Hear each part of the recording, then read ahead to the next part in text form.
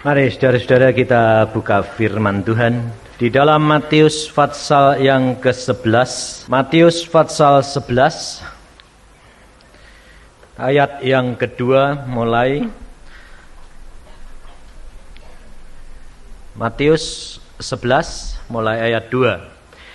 Di dalam penjara Yohanes Pembaptis, Yohanes yang dimaksud ini Yohanes Pembaptis, saudara, mendengar tentang pekerjaan Kristus, lalu menyuruh murid-muridnya bertanya kepadanya, pada Tuhan Yesus, "Engkaukah yang akan datang itu, atau haruskah kami menantikan orang lain?" Yesus menjawab mereka, "Pergilah dan katakanlah kepada Yohanes apa yang kamu dengar dan kamu lihat. Orang buta melihat, orang lumpuh berjalan, orang kusta menjadi tahir, orang tuli mendengar, orang mati dibangkitkan, dan kepada orang miskin diberitakan kabar baik. Dan berbahagialah orang yang tidak menjadi kecewa dan menolak aku." Sampai di sini. Saudara, kita tahu dan membaca firman Tuhan, siapa Yohanes Pembaptis itu? Dia adalah seorang nabi yang besar. Kata-kata ini adalah kata-kata Tuhan Yesus. Di dalam ayat yang ke-11 Tuhan berkata, "Aku berkata kepadamu, sesungguhnya di antara mereka yang dilahirkan oleh perempuan, tidak pernah tampil seorang yang lebih besar daripada Yohanes Pembaptis." Jadi kalau saudara perhatikan, Tuhan Yesus sendiri memberikan kesaksian. Siapa Yohanes Pembaptis? Dia seorang yang besar di hadapan manusia dan Allah. Tetapi saudara, kita harus belajar dari firman Tuhan. Mengapa peristiwa ini ditulis dan khusus ditulis dan diberikan tekanan oleh Tuhan Yesus di dalam ayat yang ke-6? Dan berbahagialah orang yang tidak menjadi kecewa dan menolak aku. Kita harus sadar, saudara, bahwa keberadaan manusia kita ini terbatas. Kita dengar kesaksian tadi. Apa saja kalau manusia ini sudah kepepet, kalau sudah sakit, kalau sudah menanggung satu derita, kalau sudah punya keinginan, apa saja dibayar enggak? Hah? Apa saja dilakukan enggak? Iya. Maka dari itu saudara, engkau ini sekarang ada di tempat ini menjadi anak-anak Tuhan Yesus. Engkau kepingin kalau sudah kecepit bayar, atau sebelum kecepit nyenangkan hati Tuhan? Hah? Pasti tak tanyai bilangnya bilang apa? Wah, nyenengkan hati ini Tuhan, ya dah. Pasti dah. Maunya gitu dah. Tapi mampu ndak kamu? Nah, ini masalahnya. Saudara, engkau tidak bakal mampu tanpa melakukan firman Tuhan. Untuk melakukan firman Tuhan, engkau harus membaca lebih dahulu. Untuk perkara yang kecil gini saja tidak gampang kok.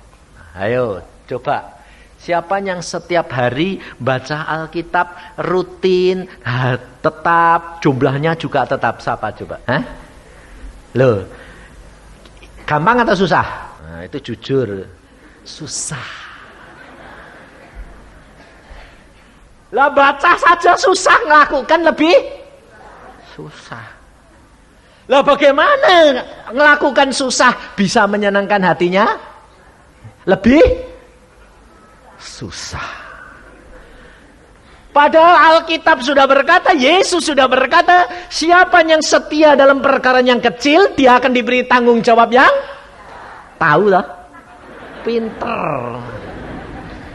Tapi yang kecil enggak mampu melakukan. Bagaimana kamu mau diberi tanggung jawab? Maka dari itu saudara, saya ini enggak bosan-bosan. Setiap kali saya ingatkan, baca Alkitab. Karena ini merupakan satu dasar. Karena ini merupakan satu permulaan. Di mana engkau kalau setia dalam perkara yang terkecil, Tuhan akan memberikan tanggung jawab yang besar. Mengapa ini dasar ini saya kasihkan? Bukan dari saya. Karena dari umur 12 Tuhan sudah berkata, baca Alkitab. Saya mengatakan, baca tidak ngerti. Tidak apa-apa, baca saja. Saudara juga gitu dah. Baca tidak ngerti dah. Tapi baca tidak? Tidak. Nah ya itu. Bedanya di situ kamu sama saya. Saya bilang, baca tidak ngerti Tuhan. Baca saja. Tidak ngerti, tidak apa-apa. Loh, baca tidak ngerti, tidak apa-apa. Tidak apa-apa. Baca saja. Loh, di mana letaknya? Saya bilang, baca tidak ngerti, suruh baca. Iya, Tuhan bilang apa? Setia dalam perkara yang kecil, Tuhan. Dulunya saya tidak ngerti, saudara. Tapi saya orangnya gini, nurut saja. Ya pokoknya tidak ngerti, ya tidak apa-apa. Baca, sudah ngerti, tidak apa-apa. Baca saja, tak baca, tidak ngerti, ya sudah lewati terus. Lalu sudah habis Tuhan, ngerti apa? Tidak ngerti. Lalu Tuhan berkata, ulangi. Dari Kejadian Wahyu, ya ulangi. Setiap 8-9 bulan habis ngulangi lagi. Lama-lama Tuhan bilang apa? Mulai ngerti. Iya. Loh, betul enggak? Mulai ngerti. Iya. Kamu ngalamin enggak? Iya, mulai. Kalau saya ngalami, firman-Nya muncul. Loh, ngalami toh? Iya. Kok cocok ya? Kira-kira kalau tiap kali ngalami gitu, tambah lama, tambah bacanya, tambah seneng apa enggak? Hah? Seneng. Makanya saya sampai sekarang baca. Kenapa? Tambah lama, tambah jatuh cinta. Karena cinta saking bahasa Jawanya kulino. Jadi jatuh cinta karena kebiasaan loh. Betul loh? Kita kadang-kadang kan orang bisa kawin itu karena tidak cinta. Pertama kali lihat, tidak cocok. Tapi karena ketemu terus. Pagi ketemu, siang ketemu, sore ketemu. Lama-lama bisa enggak? Bisa, ya toh? Siapa bilang jatuh cinta dari mata ke hati? Dah. Ini kekecualian, betul toh? Saudara harus sadar, Yesus kamu bisa lihat enggak? Bisa kalau dia mau menyatakan diri. Tapi dalam keadaan biasa, kamu lihat Yesus enggak? Enggak. Tapi dengan membaca firman-Nya, dengan membaca riwayatnya, dengan membaca pengalamannya, engkau dapat jatuh cinta. Dan itu saya alami. Maka dari itu saudara, engkau harus baca. Ini perkara yang pertama yang engkau harus setia dalam perkara yang terkecil. Setiap hari baca. Sampai pada waktu itu saya mendapatkan satu pelajaran dari Tuhan. Tuhan mengatakan, baca 4 fatsal setiap hari. Hah? Saya bilang, 4 fatsal? Ya. Untuk seluruh hari. Lah, saya kan lebih senang gini Tuhan. Ini pengalaman istri saya. Istri saya kalau punya jatah 2 umpamanya. Yang penting tak bayar dulu. Jadi nanti kalau tidak sempat, gak apa-apa, habis bayar kok. Nah. Jadi kalau dia baca, dikebut semuanya. Yang penting bayar. Nah, Tuhan berkata, tidak begitu, Tuhan bilang. Aku mau setiap hari bersama dengan engkau, mulai pagi sampai kamu istirahat. Yesus tidak mau engkau cuma sekedar membayar. Tetapi engkau merindukan. Dan Yesus menghendaki untuk tinggal bersama dengan kita. Di sini saya belajar rendah hatinya Tuhan. Dia Allah yang maha kuasa. Tapi kalau dia mau menarik manusia, dia mau merendahkan diri. Dia menyenangkan kita lebih dahulu. Maka dari itu pada waktu saya membaca, Tuhan berkata, kamu baca dari pagi sampai malam cuma 4 fatsal. Saya bilang, iya. Bagaimana caranya? Gampang, Tuhan bilang. Pagi, habis mandi, baca Alkitab 1 fatsal. Siang, habis makan, masuk kamar, baca 1 fatsal. Sore, habis mandi, baca 1 fatsal. Malam mau tidur, baca 1 fatsal. Kenapa sih Tuhan kok begitu? Kamu tahu, aku rindu bersama dengan engkau. Kalau pagi kamu sudah habis mandi, Tuhan berkata, kamu baca, kamu mau habis mandi kan baru pergi, betul tidak? Kalau di kamar, kamu tidak lihat apa. Kalau di luar, matamu lihat segala macam. Betul tidak? Tapi kalau kamu baca Alkitab, sedang lihat dosa, baru baca Alkitab, ada yang ngerem tidak? Hah? Ada. Lihat yang aneh, yang ngerangsang, Tuhan bilang, hidup kudus. Iya ya. Betul tak? Lalu itu nanti firman lama-lama kalau sudah siang hilang, luntur, lupa. Habis makan, baca lagi, loh, ingat lagi. Sore mandi, mau jalan-jalan, lihat lagi. Firman sudah dibaca lagi. Mau tidur, bersih-bersih, ngaku dosa. Baca Alkitab, aduh kena ini dosa. Tuhan ampuni, tidurnya enak enggak? Beres, Tuhan bilang. Kalau malam itu Tuhan datang, kamu pasti aku mau di sana. Nyanyian ini tadi. Betul tak? Nah, saudara bilang mau di sana, engkau ndak pakai pakaian kekudusan. Tinggal kowe, jangan enak-enak nanti. Nanti kalau Tuhan sudah datang, kamu ditinggal, kamu bilang apa? Tuhan bilang apa? Aku tidak kenal kamu. Lalu kamu bilang, aku kau El Shaddai. Di sini tidak ada El Shaddai.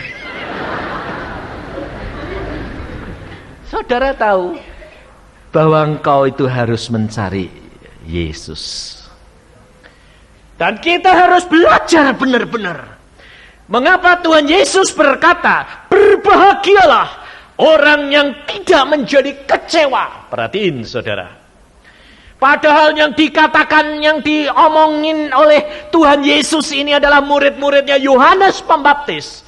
Yohanes Pembaptis orang yang pertama kali menyatakan kepada orang Israel. Itulah, lihatlah anak domba Allah yang mengangkut dosa isi dunia. Pertama kali murid Yesus yang datang, Andreas salah satu murid daripada Yohanes Pembaptis, dia berkata, lihatlah anak domba Allah. Yohanes Pembaptis yang menyaksikan, Yohanes Pembaptis bersaksi siapa Yesus sebenarnya. Orang Israel, imam-imam ahli Taurat tidak dapat melihat siapa Yesus sebenarnya. Yohanes Pembaptis kenal siapa Yesus. Dan Yohanes Pembaptis dia bersaksi, aku sendiri pun tidak kenal dia, tetapi yang mengutus aku memberitahukan kepadaku. Perhatiin saudara. Tetapi mengapa pada waktu Yohanes Pembaptis di dalam penjara, dia mengutus murid-muridnya bertanya kepada Tuhan Yesus, apakah engkau yang akan datang itu? Atau haruskah kami menunggu orang lain? Berarti Yohanes Pembaptis bimbang atau tidak? Hah? Kalau Yohanes Pembaptis bisa bimbang, saudara besar mana sama Yohanes? Hah? Lalu saudara bilang gini ya, Yohanes just bisa bimbang. Kalau aku bimbang 10 kali, enggak apa-apa. Nah. Loh, saya tanya, saudara ini lebih besar dari Yohanes apa lebih kecil? Hah? Salah. Karena apa? Saudara ini kelihatannya rendah hati. Besar mana sama Yohanes? Besar Yohanes. Ya dah, kelihatannya rendah hati. Kenapa? Karena saudara ini cara berpikirmu salah. Saudara kerap kali ngomong, pendeta, hamba Tuhan itu panutan, betul? Hah? Itu contoh, itu buat panutan.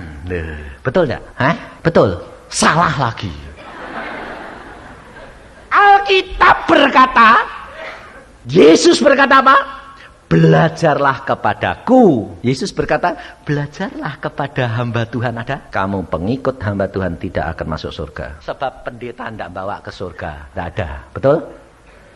Tapi mengikut Yesus masuk surga. Maka dari itu saudara, kita punya pikiran ini, cara berpikirnya dirubah. Aku harus belajar dari Yesus. Kalau hamba Tuhan dipakai, dia hanya sebagai hamba Tuhan untuk menyampaikan pesan Yesus. Tuhan Yesus berkata, ajarannya dengarkan, tapi perbuatannya jangan. Betul? Hah? Kenapa kamu kecewa sama hamba Tuhan? Nah, ya gue tak tanya ini. Kalau kamu bilang gini, ajarannya dengarkan, itu kata-kata Tuhan Yesus.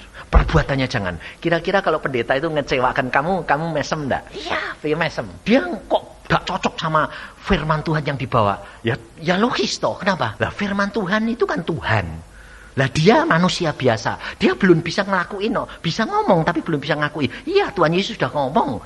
Dengarkan pelajarannya, perbuatannya jangan. Jadi dia ngecewain, relax biasa. Betul dah? Nah, kamu tidak kecewa toh? Lah buat apa kamu kecewa? Wong yang masuk membawa kamu ke surga bukan dia, Yesus. Maka dari itu saudara, engkau pun jangan lihat Yusa. Kalau engkau lihat Yusa, kecewa pasti deh. Kenapa? Apalagi saya. Saya kalau diundang orang, Pak, kemarin ditelepon orang, Pak, tolong doain anakku gini. Tuhan berkata, jangan berharap pada manusia, terkutuk. Loh Pak.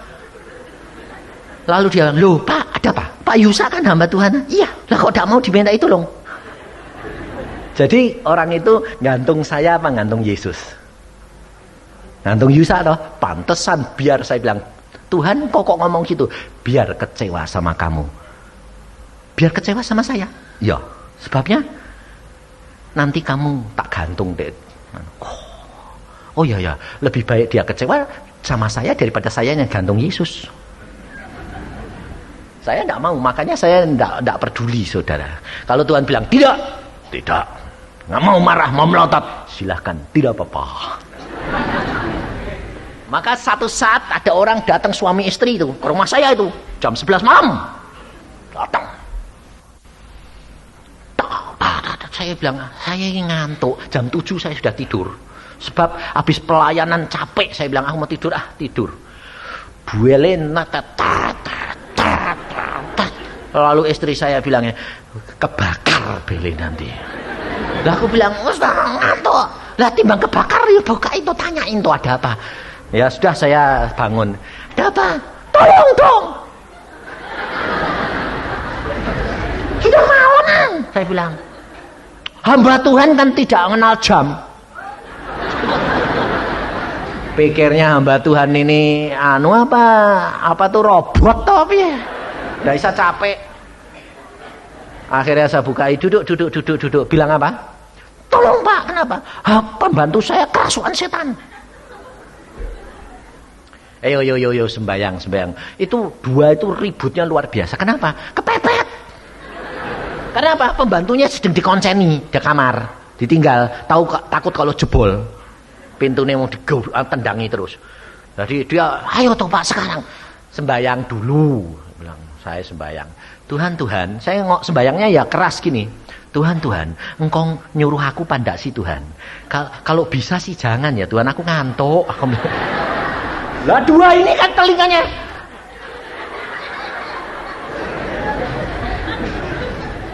Tuhan jawab jelas. Tuhan bilang apa? Kamu tidak usah pergi, suruh praktek sendiri. Wah, saya bilang, oh gitu Tuhan.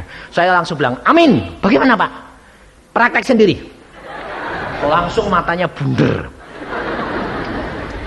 Kalau sudah bisa Pak, tidak bakal panggil Pak Yusa. Lah ya karena kamu bilang tidak bisa, karena kamu belum berani. Tidak berani. Tidak bisa. Sudah pulang, saya bilang praktek. Kalau tidak mau pulang, saya bilang. Muatannya bunder, hamba Tuhan model kayak gitu. Bayangin, maki-maki saudara. Yang laki sih merah tok, yang perempuan ini yang akhirnya saya dorong, dua-dua saya dorong, pulang aku ngantuk. Lalu dia pulang ngomel, terus sampai tak kunci ngomel terus. Saya bilang, cepat pulang praktek. Tapi masih belotot. Saya masuk, saya tidur, istri saya bilang, kenapa yang? Tuhan bilang suruh praktek. Saya bilang, beneran. Nah, tak tinggal tidur. Apa tidak marah orangnya? Jangan tanya. Itu yang satu perempuan tuh. Akhirnya sampai rumah, ndak praktek, malah masuk kamar dua-dua, tidur. Tidak tidur karena telinganya dipasang untuk dengerin pembantunya gerubiakan. Apa terjadi? Pintunya jebol. Sembayang, Tuhan pintunya jebol, Tuhan pintunya jebol. Sebentar lagi pintunya dia. Tuhan. Terus tapi Tuhan tidak jawab. Setelah pintunya dia jebol, sembayangnya tidak jadi melek. Ini loh saudara, ini hidup kekristenan itu model gini loh. Lah mbok diem kalau sudah berani merem ya merem terus toh. Ah mbok mati ya wis toh ya dah. Wong Tuhan bilang mati untung. Karena pintunya jebol melek. Lebih-lebih bawa golok. Yang mau digolok yang perempuan karena yang paling banyak perempuan diayu nih golok yang perempuan terpaksa toh. Dalam nama Tuhan Yesus. Gedebek. Lu kok bisa ya?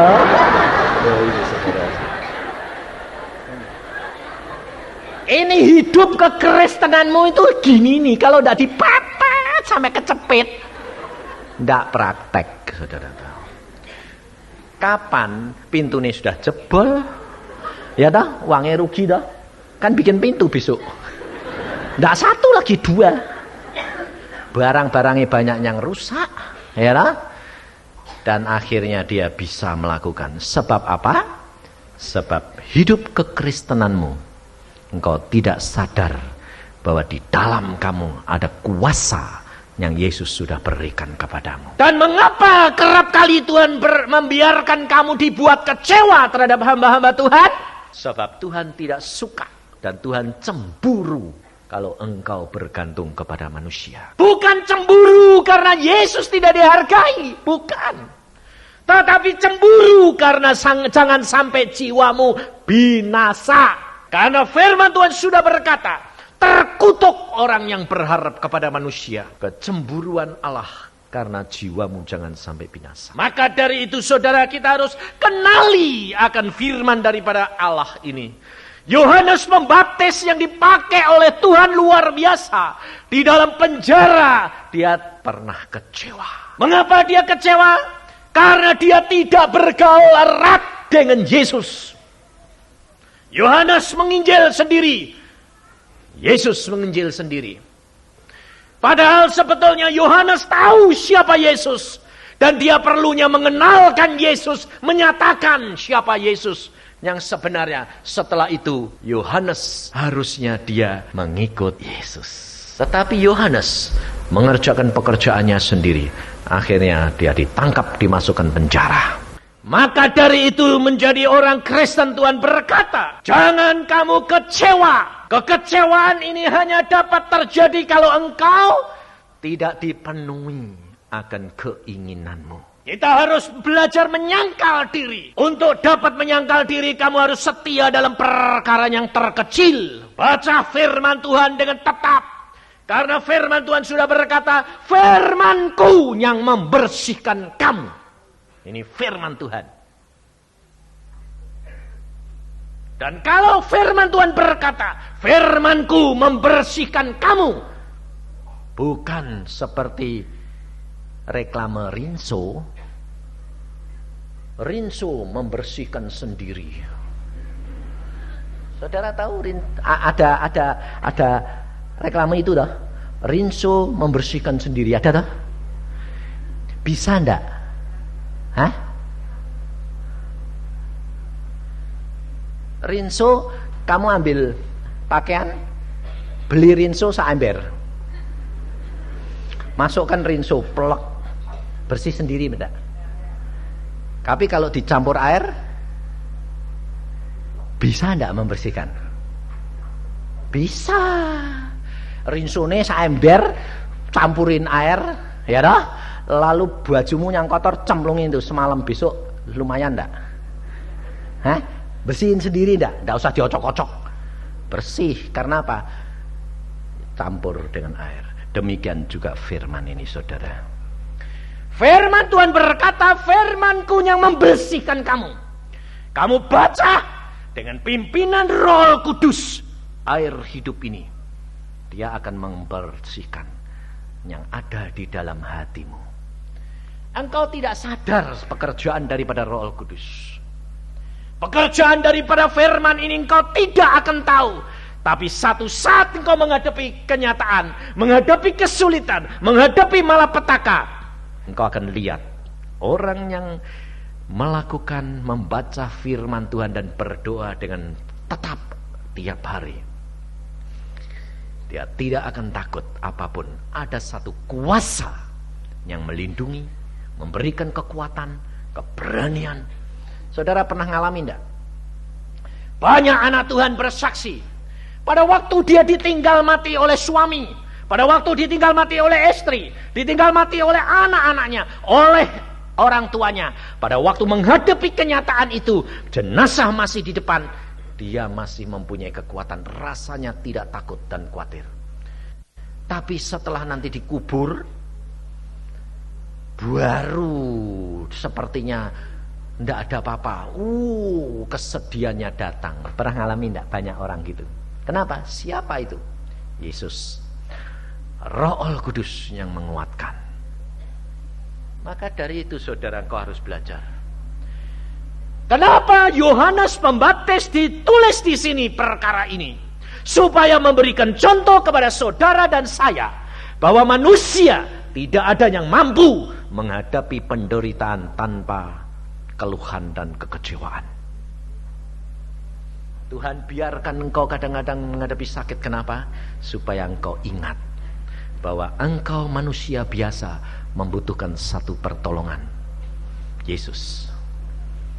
Maka dari itu saudara dapat melihat kepercayaan, pengenalanmu akan Yesus melalui peristiwa-peristiwa yang terjadi dalam hidup saudara. Kalau engkau masih ada kekecewaan, kalau engkau masih ada pemberontakan, engkau harus sadar bahwa pengenalanmu akan Yesus belum sampai merindukan dan menyerahkan yang total hidupmu kepada Dia. Tetapi kalau engkau sudah sampai kepada apa? Mati untuk Yesus, hidupku untuk Yesus. Mati adalah satu keuntungan. Kalau engkau lalu menghadapi sakit, kamu bisa, Tuhan terima kasih. Kalau engkau memberikan aku sakit, pasti ada sesuatu, ini teguran bagi saya. Pasti. Kalau ini engkau belum dapat mengalahkan, tidak meninggalkan kamu sakit itu. Saudara tahu, saya ngalami semuanya. Yang namanya ginjal jebot sudah, jantung jebot sudah. Coba bayangin saudara, sudah ngalami. Lalu kaki saya, kuku-kukunya ini hancur semuanya, seperti orang kusta. Kalau saudara lihat bekas kuku-kuku saya, kakinya itu habis, tidak terasa. Tapi sekarang sempurna semuanya, bekasnya masih kelihatan. Kalau itu tidak, asalnya tidak beres. Jantung saya kena serangan 3 kali, yang ketiga sudah mati, yang pertama lumpuh total. Pada waktu saya berkata, Tuhan, aku kok kena serangan jantung, salahku di mana? Tuhan berkata apa? Kamu rela enggak? Rela? Mati? Untung. Tapi kamu lumpuh, ya enggak apa-apa. Kalau engkau kehendaki, ya yang malu tah engkau, bukan saya.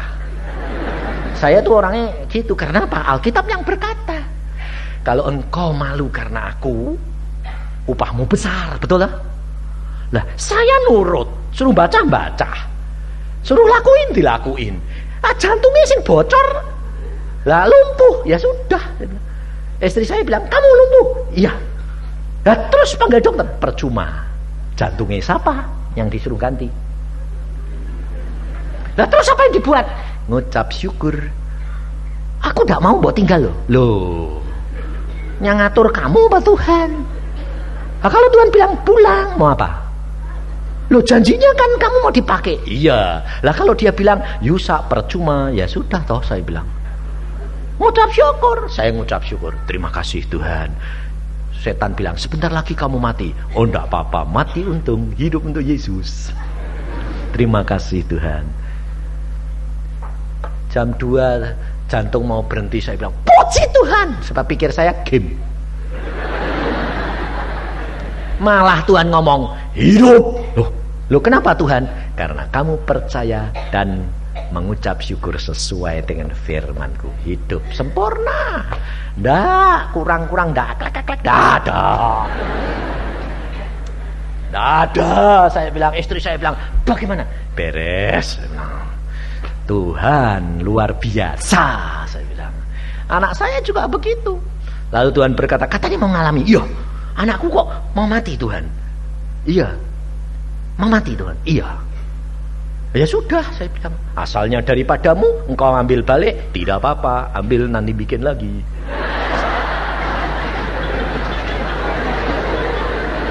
Loh, betul enggak? Hah? Berpikirnya sederhana.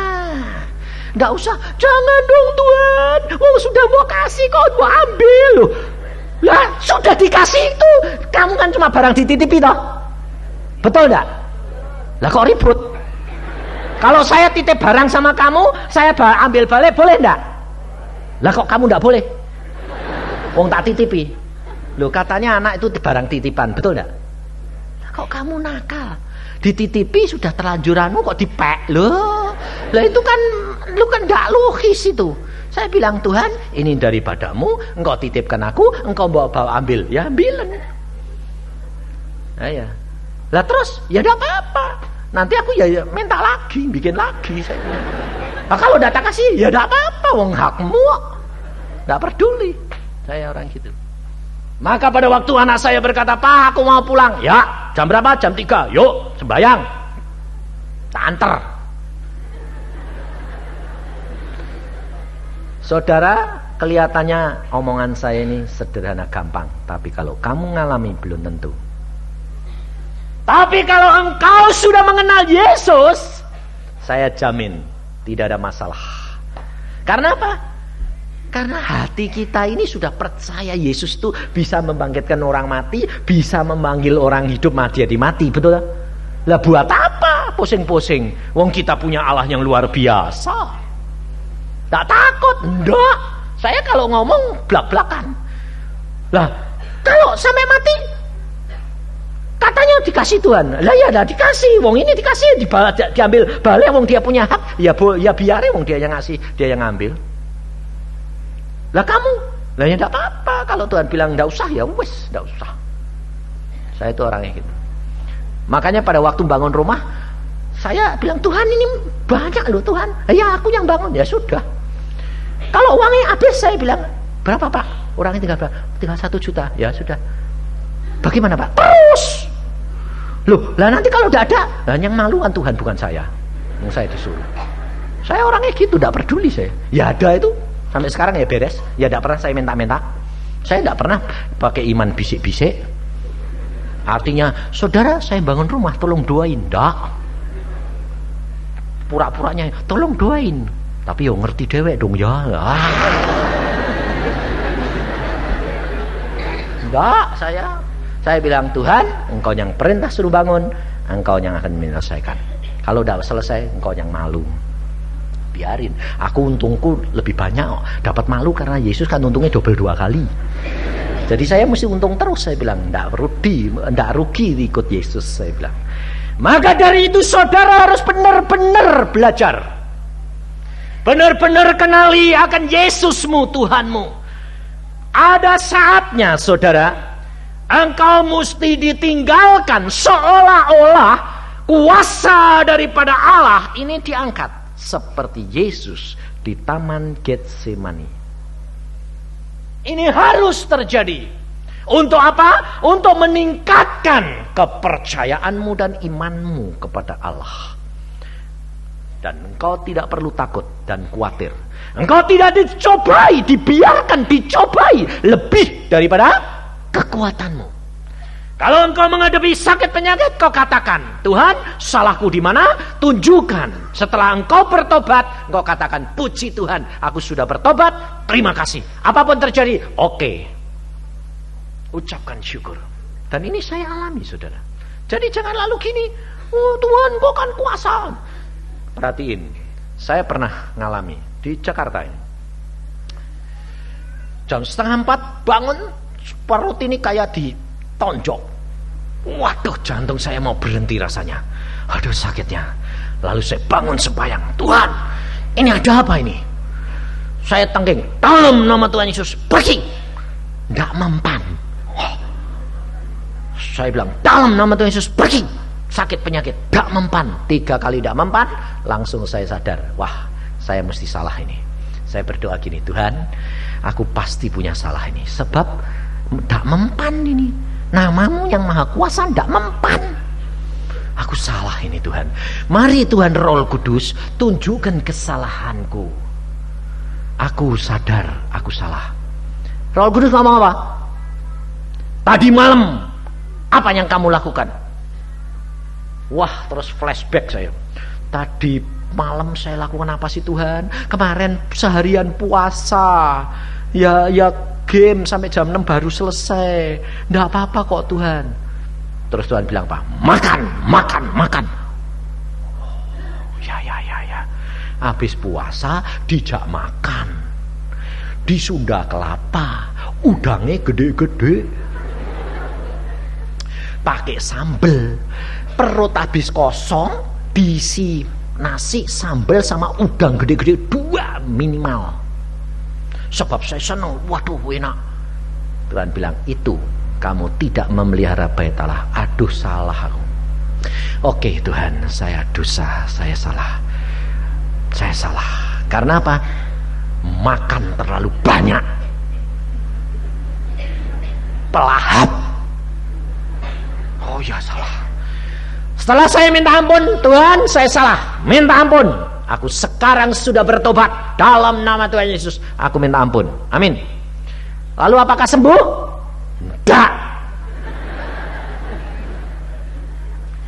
Lalu saya bilang, terima kasih Tuhan. Kalau sudah bertobat, lalu sakit itu tetap ada, kamu harus ngucap syukur. Kenapa? Akibat. Kalau tidak sampai gitu, kamu nanti berbuat lagi, betul tidak? Kalau Angsal bilang, dalam nama Yesus sembuh, berbuat lagi tidak? Ya, tapi kalau sampai aduh sakitnya mau mati, sampai keringatnya keluar semua dari ujung rambut sampai kaki, kira-kira mau berbuat lagi tidak? Tidak, kapok. Waktu saya bilang terima kasih Tuhan, sakitnya luar biasa, terima kasih Tuhan. Sakit Tuhan, tapi terima kasih saya. Sebab ini memang akibat dosa saya sih ya Tuhan, terima kasih. 1 jam baru Tuhan berkata, selesai. Saya lalu malah tanya, kok lumayan 1 jam Tuhan? Sebabnya Tuhan bilang apa? Sebab aku tahu nanti jam 7 kamu bawa firman. Kalau sakit terus kan kamu malah tidak siap. Oh iya ya Tuhan, Engkau baik ya Tuhan, untung. Nah, sama 1 jam. Pak Rudi yang saya tempat tinggal di rumah dia juga ngalami seperti saya sehari. Sebabnya dia tidak ada pelayanan, tidak kerja malahan sehari. Gue ngalami loh seharian, waduh gulung kuming. Lumayan aku 1 jam. Kenapa? Karena tugas melayani Tuhan. Saudara tahu, kalau kita menyenangkan hatinya Allah, lalu kita mendahulukan segala-galanya Dia akan memperhatikan kita. Yesus pernah ditinggalkan oleh Bapa di Taman Getsemani. Karena apa? Karena Bapa mau Yesus secara manusia utuh mengambil keputusan mengikut Dia sampai pada akhirnya. Melakukan, menggenapi rencana daripada Allah. Ini hidup kekristenan, saudara. Engkau harus masuk di dalam perencanaan Allah. Dan apabila engkau sudah memeriksa dirimu, engkau jalankan, ucapkan syukur, engkau akan melihat mujizat demi mujizat Allah dinyatakan dalam hidup saudara. Saya kerap kali melihat perkara-perkara yang Allah lakukan itu luar biasa, tidak bisa mengerti saya. Justru di dalam kelemahan, seperti Rasul Paulus berkata, justru engkau lemah, di situ engkau akan kuat. Karena kekuatanmu bukan daripadamu, tapi Allah yang memberikan kamu kemampuan. Maka dari itu saudara, pelajari firman Tuhan. Kau tidak akan kecewa dan kau tidak akan menolak Yesus. Apapun yang kau alami, meskipun maut sekalipun, tak usah takut. Sebab zaman sekarang saudara, perhatikan, zaman sekarang ini kejahatan luar biasa. Anak-anak Tuhan akan melihat kenyataan, dibedakan yang harap sama Tuhan sungguh-sungguh sama yang tidak. Di Bandung ada seorang ibu, dia setia pergi ke kebaktian. Dia setia pergi Bridgestone. Tiap hari dia berdoa di Bridgestone. Lalu satu saat anaknya yang kecil ini ikut. Dia bilang, "Mah, aku ikut. Kamu nanti mau turut berdoa, ndak ribut?" "Ndak, Mah, aku mau ikut sembahyang sama Mama Ho." "Oke," ikut anaknya. Tuhan tak punya rencana saudara. Apa terjadi? Sedang mereka berdoa, pembantunya cuma sendirian di rumah. Waktu ada bel, dia buka pintu, lihat rame-rame di depan. Apa? Seorang residivis yang galaknya luar biasa, besar, sedang dikejar-kejar sama masyarakat. Lihat pintu buka, masuk, dia belang. Pembantunya dikejar sama pisau. Tapi si ibu ini pelaku firman. Setiap kali dia berdoa untuk pembantunya, setiap kali pembantunya diberitahukan, kalau kamu ada apa-apa, panggil nama Yesus. Saudara tidak dapat mengajak orang menjadi orang Kristen tanpa mengalami secara pribadi. Kekristenan bukan paksaan, kekristenan bukan diharuskan, tetapi harus anugerah Allah yang berjalan di dalam hidup tiap-tiap orang. Dan pada waktu pembantu ini ketakutan, dia ingat, dia waktu naik ke atas loteng, lari ke atas tingkat kedua, mau teriak-teriak, apa terjadi saudara? Dia berkata apa? "Yesus tolong!" Hanya itu tok. Karena ingat majikannya selalu bilang Yesus, dia bilang Yesus tolong. Apa terjadi?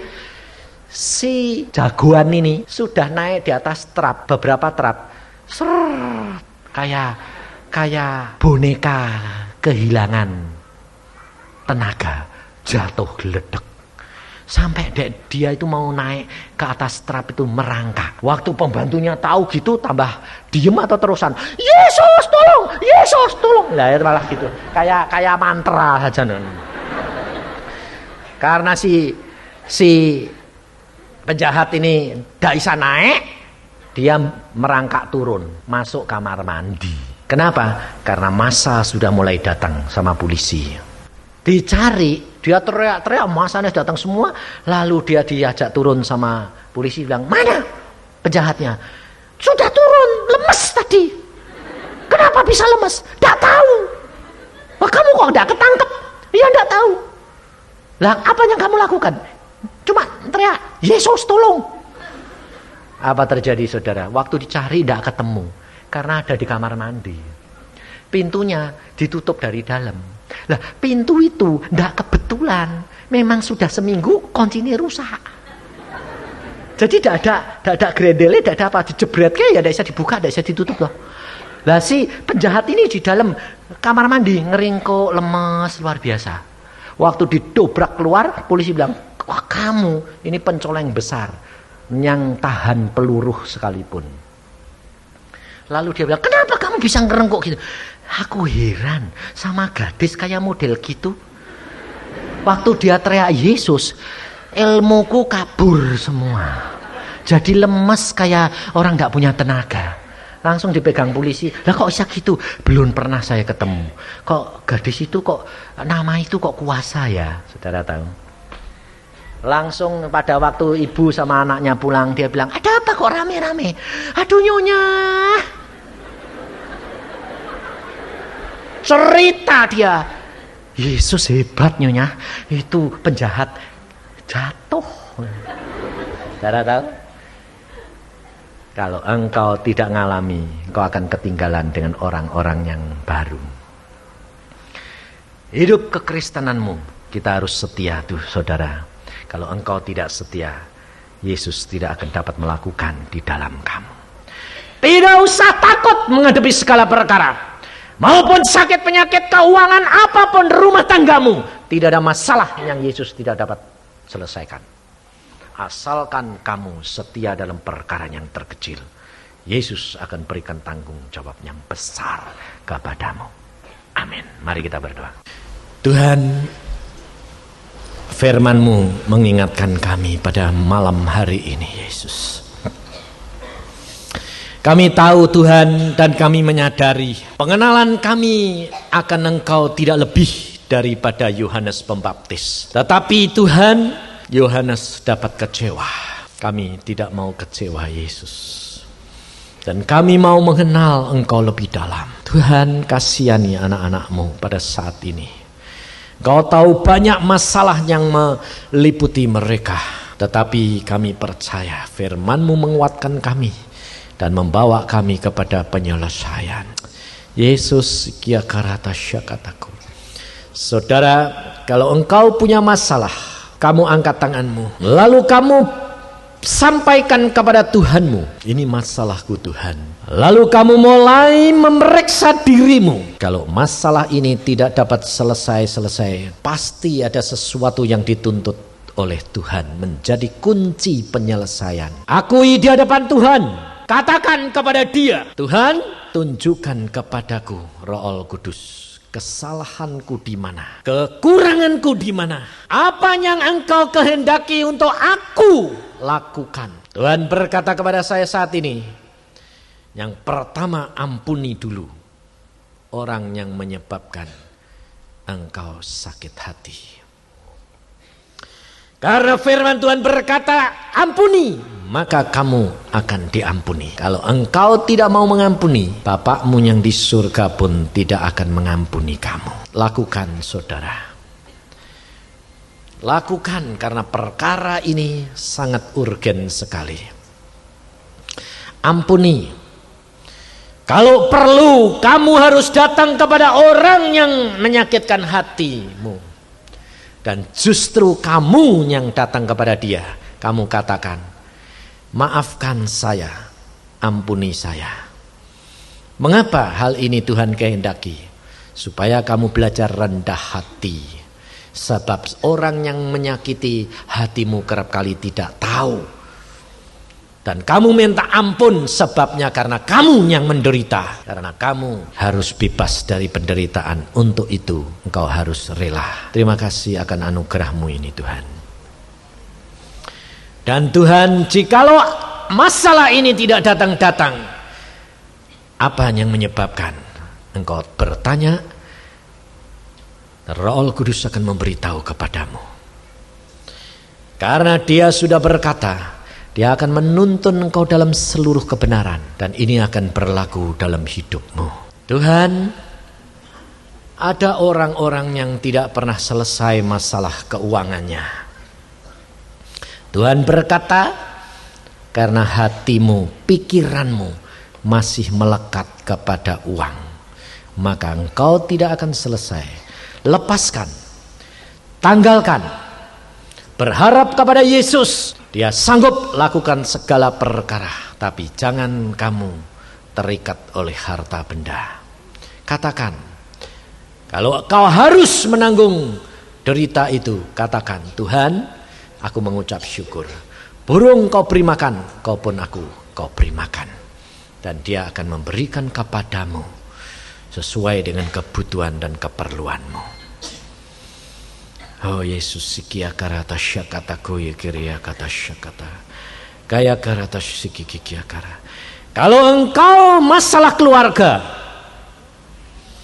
periksa dirimu, jangan menuntut dari orang lain. Jangan menuntut dari anakmu, jangan menuntut dari suamimu, jangan menuntut dari istrimu. Tapi engkau bertobat lebih dahulu. Lakukan apa yang Tuhan mau. Baca firman-Nya, berdoa setiap pagi.